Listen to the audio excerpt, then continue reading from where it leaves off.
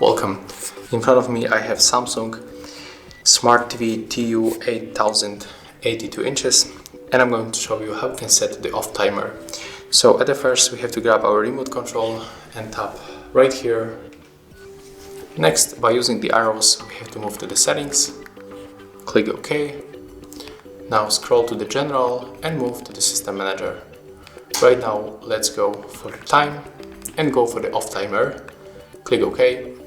And as you can see right now, we have to click here. We can set the repeat once for every day, or for the Monday to Friday, Monday to Saturday, or just Saturday to Sunday. And also we can pick them manually. For example, let's make it once. And of course, let's set the time, maybe just simply 8 o'clock. And then we can close it. And tomorrow on the 8 o'clock, the TV is going to turn off automatically. So that's how we can set it up. Thank you guys for watching.